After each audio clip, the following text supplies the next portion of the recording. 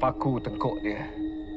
Macam yang kau patut buat bertahun-tahun dulu. Syaitan itu lahir dari dosa lelaki ini.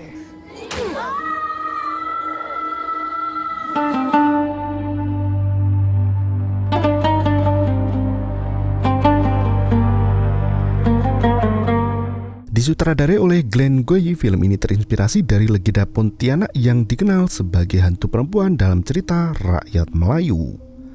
Berlatar pada tahun 1965, masyarakat Melayu masih percaya pada hal gaib dan malapetaka yang melingkupinya.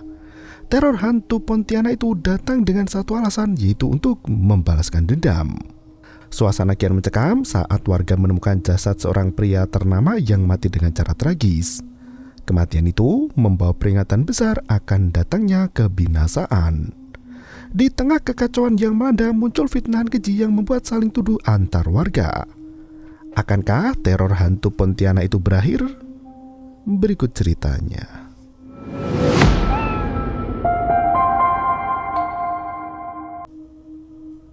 Dalam cerita rakyat di Asia Tenggara, wanita yang meninggal saat hamil atau sedang melahirkan dan tidak dimakamkan secara layak, maka wanita itu akan bangkit seperti vampir dan disebut sebagai Pontianak. Suara wanita terdengar parau setelah patah hati diputus sang kekasih. Gadis itu terpaksa menelan pil pahit setelah sang pacar dijodohkan dengan wanita lain oleh kedua orang tua. Ia meminta pria itu untuk mencintai istrinya kelak dengan sepenuh hati agar ia bisa merelakan kandasnya hubungan.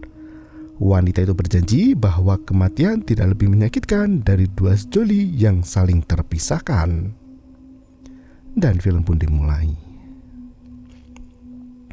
Suara tangisan pilu seorang wanita terdengar menggema di tengah hutan rimba.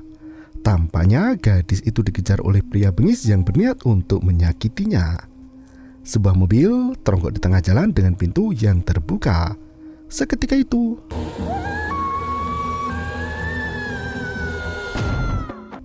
esok paginya, pesta pernikahan digelar besar-besaran untuk menyatukan dua insan yang dimabuk asmara.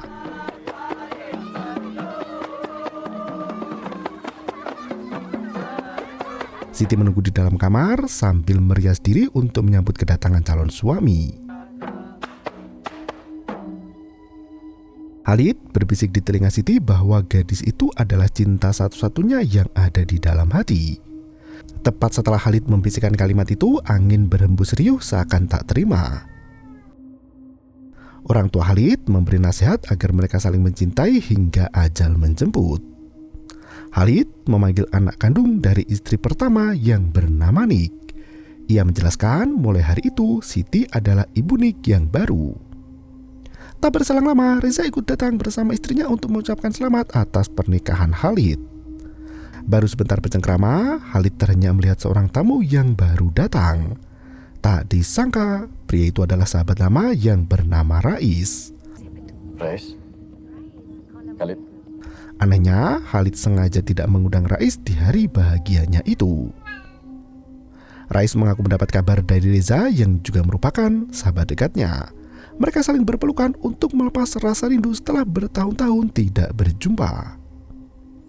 Malam harinya, para tamu undangan asik menikmati sajian makanan diiringi dengan nyanyian lagu Melayu yang mendayu-dayu. Rais naik ke atas panggung untuk menyumbang satu lagu yang paling disukai sahabatnya itu. Kepada pasangan pengantin baru kita hari ini, saya telah sediakan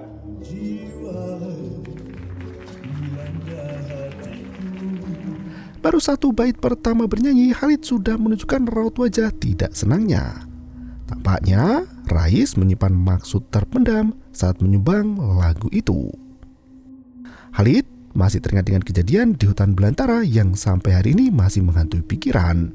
Bayangan wanita berkebaya muncul perlahan dengan langkah kaki yang anggun dan semampai.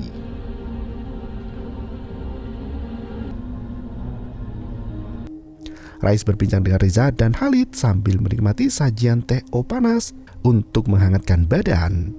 Ia kagum dengan penyanyi malam itu yang cantik jelita.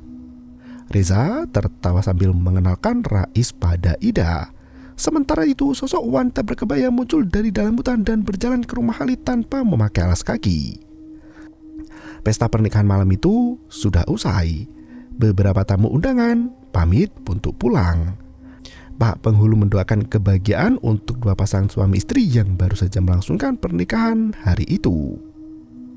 Rais sudah hendak pulang, namun ia meminta untuk dikenalkan lebih dekat dengan Ida. Rais tertegun melihat sosok wanita berkebaya merah yang muncul di antara kerumunan warga. Khalid sampai menepuk pipi sahabatnya itu agar tersadar dari lamunan panjang. Setelah berkenalan dengan Ida dan berbincang-bincang, Rais melanjutkan aksinya untuk mengantar Ida pulang. Sebagai pejabat sukses, Rais bisa menggait wanita cantik dengan sangat mudah. Mobil menterengnya itu menjadi magnet paling kuat untuk menggauli para wanita muda. Rais mulai bersikap tabul dan menggoda penyanyi cantik yang duduk di sampingnya. Ida berusaha untuk menolak dengan sekuat tenaga, namun Rais tetap memaksa untuk berhubungan badan. Tak disangka, Rais terpaksa menginjak rem mendadak untuk menghindari sosok wanita yang muncul di hadapan mata. Kepala Ida terbentur dashboard mobil sampai berdarah dan jatuh pingsan. Rais turun dari mobilnya itu dan kembali melihat sosok wanita berkebaya merah yang sudah menunggu di tengah jalan. Anehnya, sosok wanita itu langsung menghilang dalam sekejap mata. Rais kembali ke dalam mobil agar bisa segera pergi. Nasnya, mesin mobil itu mogok dan tak mau menyala. Setelah memeriksa kap mesin, ia melihat ada pergerakan di bawah mobilnya. Ternyata di belakang pria itu sudah berdiri sosok hantu wanita berkebaya merah yang hendak membalaskan dendam. Tak berselang lama, Ida tersadar dari pingsan di mana Rais sudah menghilang dari mobil itu. Ia menutup pintu dan kaca jendela mobil sambil berteriak minta tolong. Tak disangka mobil itu berguncang hebat dan berhenti seketika. Saat Ida menoleh ke belakang, tiba-tiba di waktu yang sama, Khalid dan istri barunya sedang menikmati malam pertama yang penuh mesra. Nick berjalan ke kamar ayahnya dengan raut wajah yang gelisah. Sosok Pontianak itu sudah tiba di rumah Khalid dan memperhatikan dari kejauhan. Nick berkata jika ia baru saja melihat hantu di depan jendela kamar. Khalid berpura-pura mengusir hantu itu dengan gerakan pencak silat. Ia menegaskan bahwa hantu itu tidak akan berani datang lagi karena Khalid akan mengusirnya dengan cara yang lebih kasar lagi. Nick tampak kagum melihat kehebatan sang ayah yang menggunakan ilmu batin untuk mengusir hantu jahat. Khalid menemani putranya tidur di kamar hingga anak itu terlelap dalam mimpi indah. Senandung lagu tidur yang dinyanyikan Khalid membuat Pontianak itu tertarik untuk mendekatinya. Sosok hantu wanita itu sampai bertengger di atas atap rumah untuk mengamati kehidupan manusia. Paginya, Siti memulai hari baru dengan penuh rasa syukur dan bahagia. Ia memeriksa ke kamar Nick yang masih tidur dan membuka pintu untuk menikmati udara segar. Tak disangka, Siti menemukan bercak darah merah yang membasahi teras rumah. Siti mencari sumber aliran darah yang bercaknya sampai ke rumahnya itu. Tak disangka, Siti berteriak kencang hingga warga berbondong-bondong mendatanginya. Padin yang dikenal sebagai orang pintar berkata bahwa kegelapan sudah menyelimuti desa. Gelap sudah singgah di kampung ini. Ia memeriksa tangan Siti dan melihat ada cahaya di dalam tubuh wanita itu. Ia menegaskan bahwa dengan adanya cahaya maka sang kegelapan juga akan tiba. Perkataan itu membuat semua orang menuduh Siti sebagai pembawa bala bencana. Padin mulai mencari tahu sumber kegelapan apa yang muncul secara tiba-tiba. Ia melihat potongan kejadian di masa lalu namun tak tahu pasti apa yang sebenarnya terjadi. Suudin meminta Khalid dan Siti untuk membersihkan rumah itu agar terhindar dari gangguan gaib. Pak Kepala Desa meminta semua orang untuk kembali ke rumah masing-masing agar tidak terjadi kesalahpahaman hingga kericuhan. Ia menegaskan bahwa kematian Rais disebabkan oleh pembunuh yang hendak meneror warga. Ia yakin pelaku pembunuhan itu masih berkeliaran di sekitar kampungnya. Pak Kades meminta semua warga untuk menutup rapat pintu dan jendela. Ia menghimbau agar warga saling menjaga satu sama lain serta meningkatkan kewaspadaan diri. Bahkan mereka dilarang untuk keluar setelah maghrib agar tidak jadi korban selanjutnya. Sudin memperingatkan bahwa kematian Rais bukan berasal dari perbuatan manusia. Turunkan dia. Din. Tengok ayah, tak jalan. Setelah semua orang melangkah pergi, Siti membersihkan noda darah yang mulai mengering dan lengket. Khalid berusaha menghibur Siti yang merasakan teror di hari pertama setelah menikah. Siti justru merasa bersalah karena kehadirannya di rumah Khalid membawa bala bencana, sama seperti apa yang dituduhkan orang-orang. Siti masih tak menyangka Rais meninggal dengan cara yang tragis dan sendirian. Khalid merangkul tubuh mungil istrinya itu seraya berkata bahwa mereka akan bertemu lagi di surga kelak. Nick hanya tertegun melihat kemesraan sang ayah bersama istri baru. Ternyata pernikahan itu membuat Nick kesepian. Biasanya Nick ditemani sang ayah baik dalam suka maupun duka. Namun karena Khalid sudah punya istri, sang ayah lebih banyak menghabiskan waktu bersama dengan Siti. Malam itu Khalid menutup pintu dan jendela rapat-rapat. Di malam yang kian larut, Pontianak itu datang lagi di rumah Khalid untuk mengusap lembut wajah pria itu. Khalid terbangun dari tidur panjangnya dan menutup jendela kamar Nick yang terbuka lebar. Ia melihat sekelebat bayangan wanita yang melintas di tengah kegelapan malam. Khalid sampai keluar ke depan rumah di mana sosok Pontianak itu terbang dan bersembunyi di ranting pohon rindang. Saat Khalid masuk ke dalam rumah, arwah Rais muncul di hadapan mata seolah hendak mengajak Khalid ke alamnya. Seketika itu, Khalid tampak gusar begitu terbangun dari mimpi buruk yang menghantui. Ia mengaku bersedih atas kematian sahabat lamanya itu. Siti berusaha menenangkan Khalid sambil mengusap punggung suaminya itu. Khalid dan Siti sibuk bermadu kasih di dalam kamar hingga tak menyadari kedatangan sosok Pontianak berkebaya merah. Nick membuka jendela kamar dan melihat hantu wanita yang berdiri di depan rumah. Di waktu yang sama, Sudin merasakan gejolak energi yang sangat kuat dan berwatak jahat. Ia berusaha menghalau kekuatan iblis itu, namun tampaknya semua sudah terlambat. Nick dihasut oleh hantu Pontianak untuk berjalan ke tengah hutan. Khalid dan Siti pun diperdaya untuk menghiraukan semua suara yang terdengar dari luar kamar. Nick sudah berada di alam rimba sementara Sudin menyembelih ayam untuk dipersembahkan darahnya. Pagi berikutnya Siti mengajak Nick untuk pergi ke pasar dan berbelanja bahan makanan. Semua orang menatap ke arah Siti dengan penuh curiga. Sudin menghampiri wanita itu sambil berkata jika rumah Siti harus dibersihkan. Ia memperingatkan datangnya kegelapan yang mengikuti Siti dan orang-orang terdekatnya. Sudin menegaskan bahwa kegelapan itu mengincar nyawa Nick yang masih kecil dan tak berdosa. Warga desa mulai resah mendengar ucapan orang pintar itu. Lambat laun mereka mulai menunjukkan ketidaksukaannya pada Siti.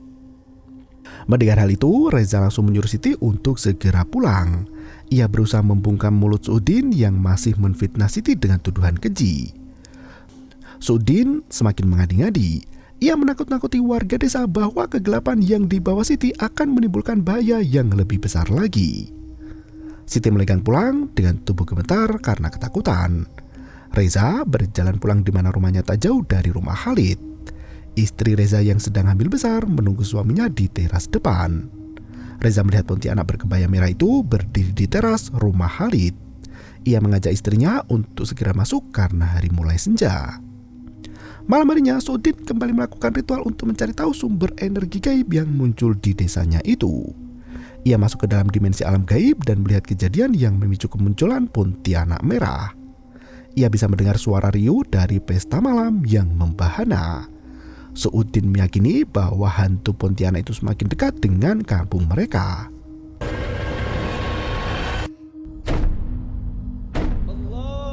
Sebelum maghrib, semua warga menutup pintu dan jendela rapat-rapat agar tidak dihantui oleh Pontianak merah. Saat makan malam di rumah masing-masing, Khalid menanyakan keadaan siang tadi di pasar. Ia mendapat informasi dari Reza tentang Sudin yang terus-terusan menuduh Siti.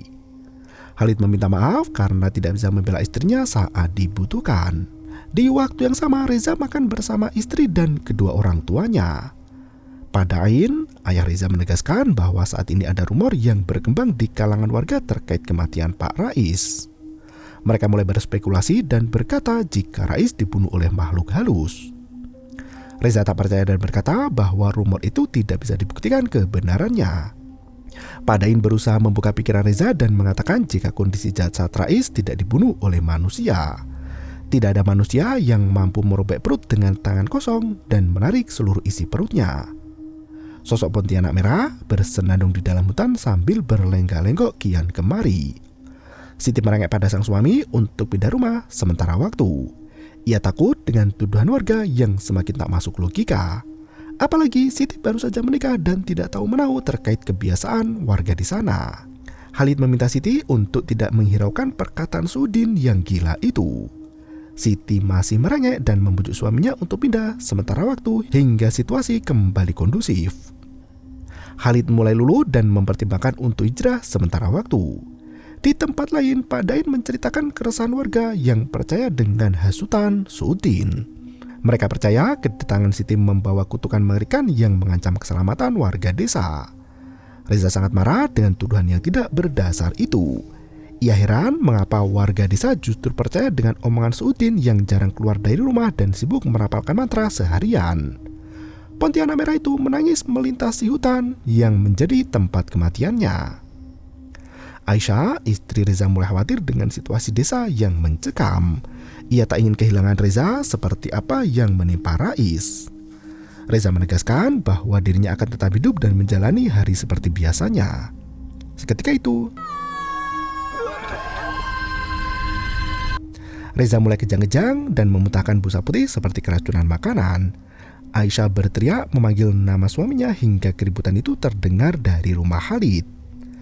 Pria itu melenggang pergi ke rumah Reza untuk memeriksa apa yang terjadi. Mereka membawa Reza ke dalam kamar, namun pintu itu terkunci dengan sendirinya. Aisyah yang berdua saja di kamar itu berusaha untuk menyadarkan sang suami. Tak disangka, Reza mulai kerasukan setan dan menarik leher Aisyah sampai sekarat. Khalid mendobrak pintu kamar dan berhasil menyelamatkan Aisyah dari kematian. Reza terhindar dari kerasukan dan langsung memeluk istrinya yang menangis kesakitan. Di tengah kekacauan yang terjadi, Pontianak Merah itu menghadap ke rumah Khalid untuk menimang Nik yang sedang tidur sendirian. Ia mengusap kepala anak itu sambil menyanyikan lagu Kidung Penghantar Tidur. Pagi harinya, Reza dan Aisyah dirundung duka setelah anaknya keguguran. Reza menemui Khalid yang baru saja selesai sholat zuhur. Reza mulai merasa ada yang janggal dengan kejadian tadi malam. Ia meyakini ada makhluk gaib yang berhubungan dengan masa lalu. Hasrat balas dendamnya terasa sangat kuat hingga merenggut janin bayi di kandungan Aisyah. Reza mengaku sudah merasakan kehadiran sosok itu berulang kali. Ia berbisik bahwa cepat atau lambat mereka akan mati sama seperti Rais. Khalid makin ketakutan dengan apa yang terjadi di sana. Siti ikut takut mendengar perkataan Reza dan langsung mengemasi pakaian agar bisa segera pindah. Siti membawa koper sambil berjalan pergi sementara Khalid masih berusaha menghalangi. Siti mendesak Khalid untuk bicara jujur siapa ibu kandung Nik yang sebenarnya. Khalid mengungkapkan bahwa ibu kandung Nik pergi begitu saja tanpa sebab yang jelas. Ia sudah menceritakan kejadian itu berulang kali bahwa ibu kandung Nik pergi dari rumah tanpa pamit dan meninggalkan Nik sendirian di depan pintu rumah. Suara tawa Nik terdengar cekikan dari dalam lemari. Khalid dan Siti berlari menghampiri anak itu yang tertawa sendirian tanpa ada orang lain di sana. Khalid sampai panik dan memaksa Nik untuk mengatakan apa yang sedang terjadi. Nik memilih diam 1000 bahasa. Khalid tertegun melihat Reza berdiri di luar jendela. Padahal sebelumnya Reza berjalan masuk ke arah hutan rimba. Khalid berlari mengejar tetangganya itu, namun sosok Reza menghilang entah kemana. Siti memeluk Nik yang menangis setelah dibentak sang ayah. Ia berusaha menjaga anak itu seperti anak kandungnya sendiri. Reza muncul lagi di hadapan Khalid. Ia mengaku sudah melakukan banyak kebaikan untuk menebus dosa di masa lalu. Nasnya teror Pontianak itu masih tetap menghantui. Reza mengungkapkan bahwa sudah saatnya bagi mereka untuk membayar perbuatan mereka seperti Rais. Khalid menegaskan bahwa mereka tidak bersalah. Ia sudah membayar banyak untuk menebus semua dosa itu dan kehidupan mereka akan kembali normal seperti semula. Reza menangis dan berkata bahwa Khalid tidak mengerti apapun tentang teror iblis itu. Reza menangis terseduh, menengadahkan muka dalam kondisi kerasukan setan. Sikap Reza berubah menjadi gemulai dan lembut. Ia menuntut Khalid untuk bicara jujur tentang apa yang terjadi. Selama bertahun-tahun, Khalid terus menutupi kejadian malam itu dan merahasiakan kebenaran dari Siti. Jangan bimbang. kita dah nak sampai dah. Iblis yang merasuki tubuh Reza menegaskan bahwa Khalidlah yang membunuh wanita itu. Khalid terdiam sejenak dan memanggil Reza dengan nama Mina. Di tempat lain, Siti sibuk membuat makanan untuk Nick yang kelaparan. Khalid berlari pulang untuk memastikan kondisi Siti yang baik-baik saja. Iblis yang merasuki Reza langsung tertawa cekikikan kegirangan. Sesampainya di rumah, Khalid langsung bertanya, "Di mana Nick?" Sosok hantu melintas dari luar pintu di mana Nick sudah menghilang dari kamarnya. Ternyata anak itu bermain ayunan di samping rumah sambil tertawa riang gembira. Khalid bertanya mengapa Nick sering tertawa sendirian. Nick justru berkata jika ia memiliki teman baru karena Nick sudah tidak punya teman main lagi. Teman gaib Nick disebut sebagai kakak cantik yang akan melindungi Nick di saat dimarahi sang ayah. Khalid langsung lari menggendong anaknya itu. Ia menitipkan Nick di rumah Reza dan pergi ke dalam hutan. Siti meminta Nick untuk masuk ke dalam rumah dan mengunci semua pintu serta jendela. Pontianak itu memanggil Khalid seraya berkata bahwa ia mati dibunuh oleh pria itu. Khalid tiba di rumah Suudin di mana kedatangannya sudah ditunggu-tunggu sejak lama. Din menduga bahwa Khalid ingin mencari jawaban dari semua teror yang terjadi. Din sudah mengerti bahwa anjing yang menggonggong, anak-anak yang di desa penyakit, dan bau busuk yang menyeruak di penjuru desa adalah ulah dari sang Pontianak. Ia yakin Khalid mengenal betul sosok Pontianak itu. Khalid terduduk lemah sambil menceritakan kesalahannya 9 tahun lalu. Wanita itu adalah Mina, kembang desa yang mudah memikat hati setiap pria. Setiap minggu, Khalid pergi menemui gadis itu untuk sekedar berdansa dan bermadu cinta. Khalid berbisik bahwa ia hanya akan mencintai Mina seorang di sepanjang hidupnya. Cinta itu kandas saat Mina minta dinikahi. Jujur saja, Khalid tidak mungkin menikahi wanita panggilan yang gemar memuaskan birahi para pria. Ia harus menjaga nama baik keluarga dan mengatakan kebohongan pada Mina. Ia berkata bahwa orang tua Khalid menjodohkan dirinya dengan wanita lain. Mina sangat kecewa dan patah hati. Wanita itu sampai pergi ke Singapura dan kembali pada orang tuanya di negeri seberang. Khalid masih bersikap mesra dan mengantar kepergian Mina menggunakan angkutan kota. Setelah 1 tahun berlalu, kala itu di tahun 1957, tepatnya setelah Malaysia merdeka, Mina kembali lagi menemui Khalid. Wanita itu datang dengan berbadan 2. Perutnya sudah terlihat besar di balik gaun merah merona yang menambah pesona kecantikan. Khalid termenung, tak percaya. Hidupnya seakan hancur dan tak tahu harus berbuat apa.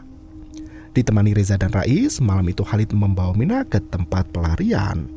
Bagi Khalid, tempat itu adalah solusi bagi kehamilan yang tidak diinginkan. Mina mulai curiga karena perjalanan itu seperti tak ada ujungnya. Ia meminta penjelasan Khalid, namun mereka bertiga saling lempar pertanyaan. Mina mulai memberontak dan meminta turun. Saat itu juga ia memaksa Rais untuk menghentikan mobilnya hingga mereka terdampar di jalanan tepi hutan. Khalid berusaha menjelaskan secara perlahan tentang hubungan mereka berdua yang tak bisa diteruskan. Khalid sendiri mengaku tak sanggup untuk menjadi ayah dari anak haram itu. Khalid menjelaskan bahwa Mina hendak dibawa ke dokter yang bisa mengatasi semua masalah dari kehamilan yang tidak diinginkan. Ia meyakinkan Mina bahwa dokter itu sudah sangat ahli dan tidak membahayakan nyawa. Mina langsung kabur, keluar dari mobil dan berlari masuk ke dalam hutan. Reza dan Rais ikut panik melihat kejadian itu. Mereka bertiga berpencar untuk mencari keberadaan Mina yang sembunyi di kegelapan rimba raya.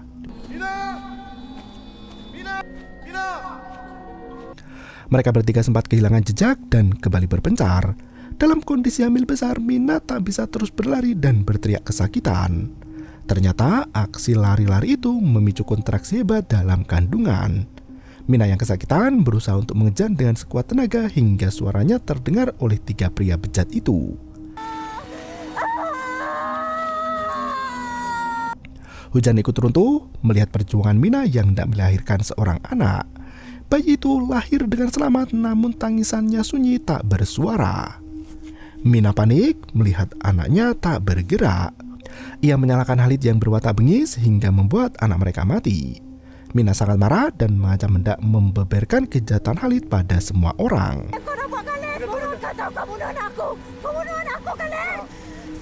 Khalid sangat takut dengan ancaman itu dan langsung mencekik leher Mina yang tak mau diam. Kau dekat dengan aku kenapa? Aku dah suruh pergi kenapa? Ia mempertanyakan maksud kedatangan Mina yang kembali ke Malaysia dengan perut yang membesar itu.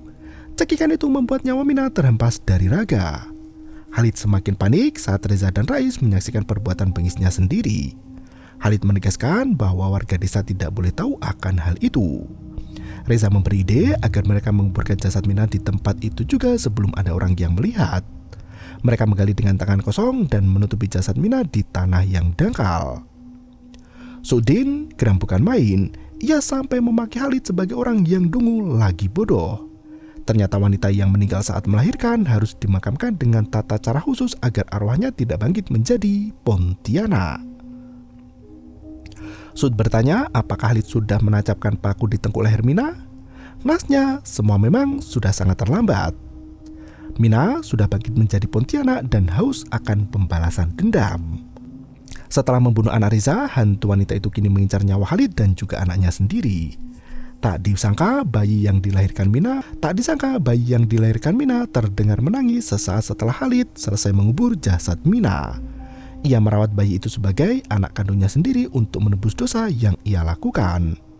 Sud semakin geram dan kembali memaki Khalid yang sangat bodoh. Ternyata bayi Mina memang sudah mati sejak dilahirkan. Bayi itu adalah anak setan yang harus dimusnahkan. Khalid sampai bersujud di kaki Sud untuk meminta solusi dari musibah yang ia ciptakan sendiri. Tolong saya tu. Sudin memberikan pusaka suci berupa paku sakti yang harus ditanam di tengkuk Pontianak itu. Seharusnya Khalid memaku tengkuk Mina sesaat setelah kematian dan sebelum dikuburkan. Namun karena semua sudah terlambat, Pak Din meminta Khalid untuk bertindak cepat agar keluarganya bisa selamat. Benar saja warga yang marah sudah menggeruduk rumah Siti dan mengarak wanita itu keliling desa. Untungnya Khalid berhasil menemukan istrinya itu dan berusaha melepaskan Siti dari cengkraman warga. Sang kepala desa hanya bisa menjaga keluarga Reza dan Nik, sementara Siti menjadi korban dari kemarahan warga dan dihakimi oleh banyak orang. Pak Kades mengaku kewalahan untuk menghalangi para warga. Ternyata banyak anak-anak di desa yang terserang penyakit misterius. Mereka menuduh keluarga Khalid sebagai pembawa bencana, terutama setelah pernikahannya dengan Siti. Sud melerai pertengkaran itu dan menegaskan bahwa Siti adalah korban sama seperti warga lainnya. Ia memaksa warga untuk melepaskan Siti karena kemunculan setan itu disebabkan oleh Khalid sendiri. Kemarahan semakin tak terbendung lagi. Khalid pun mengakui perbuatannya itu dan meminta maaf pada semua warga desa. Ia berjanji akan mengakhiri semua teror dan menghabisi Pontianak yang mengganggu ketentraman warga. Sud bersedia membantu Khalid untuk memburu Pontianak itu. Pak Kades justru mengajak warga untuk ikut memburu hantu dan menghabisinya malam itu juga. Khalid meminta Nik dan Siti untuk masuk ke dalam rumah. Khalid, Reza dan seluruh warga menyerbu masuk hutan. Sud berada di barisan paling akhir untuk melancarkan serangan saat iblis itu menampakkan diri. Dengan penuh konsentrasi, Sudin merapalkan berbagai macam mantra untuk memanggil hantu Pontianak. Benar saja, sosok itu muncul di belakangnya dengan wujud asli yang cantik dan rupawan. Sementara itu warga desa masih menunggu kemunculan Pontianak di dalam hutan. Satu persatu warga yang berdiri terhempas oleh kekuatan supranatural. Pak Kades ikut terenyak melihat wajah Pontianak yang cantik itu. Mina berjalan menghampiri rumah Reza untuk menculik putranya sendiri. Warga desa sudah bersiap dan menyerbu dengan senjata sederhana. Seketika itu, Pontianak itu melibas leher siapapun yang berani menghalangi. Meski sudah tertusuk tombak di punggungnya, hantu Pontianak itu masih bisa melawan dan menghempaskan semua manusia di dekatnya. Kini giliran Reza yang jadi sasaran. Mereka bergulat sengit, namun Reza kalah kuat. Pontianak itu mencekik leher Reza dan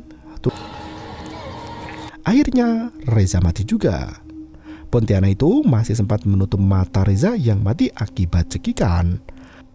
Khalid berlari memeluk Reza sambil memohon agar tidak mati. Mina berdiri di hadapan Khalid seraya berkata bahwa ia masih sangat mencintai pria itu. Nasnya Khalid sudah merenggut semua yang ia punya termasuk merenggut nyawa Mina. Mina tak kenal siapa diri Mina. Mina tak tahu apa yang patut Mina rasa. Abang ambil nyawa Mina. Mina terlena dalam buayan kata manis di bibir sang kekasih hati. Khalid menghunuskan paku ke tubuh wanita itu, namun Mina masih bisa melawan dan menghempaskan tubuh Khalid. Saat pria itu tak berdaya, Mina kembali merayu agar Khalid jatuh cinta padanya lagi seperti dulu. Mina menegaskan bahwa cinta adalah satu-satunya alasan yang membawanya kembali ke tempat itu.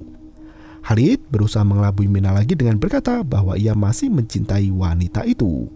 Mina langsung marah dan menusuk pipi Khalid dengan paku suci. Selamanya. Ia maunya isi perut pria itu dan melahapnya hidup-hidup. Setelah makan besar, Mina datang lagi ke rumah Reza. Ia hendak bertemu dengan Nick yang merupakan anak kandungnya sendiri. Siti masih memeluk anak itu dengan perasaan berkecamuk. Siti tak henti membaca doa, namun sosok Pontianak itu tetap mendekat. Nick menyambut kedatangan hantu Pontianak itu dengan mengulurkan tangannya. Bu,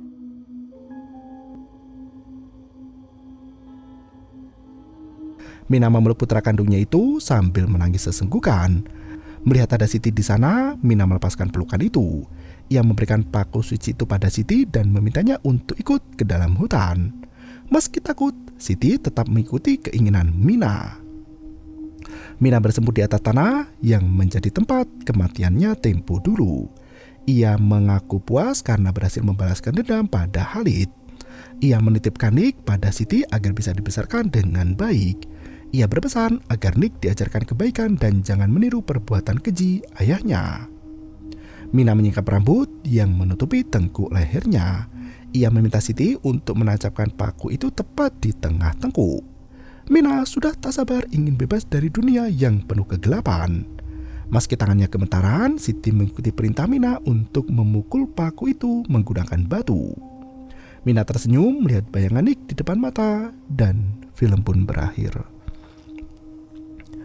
Berangkat dari ketidakadilan yang dialami oleh seorang wanita, sang sutradara menyajikan pesan moral mendalam terkait sisi kemanusiaan yang semakin pudar.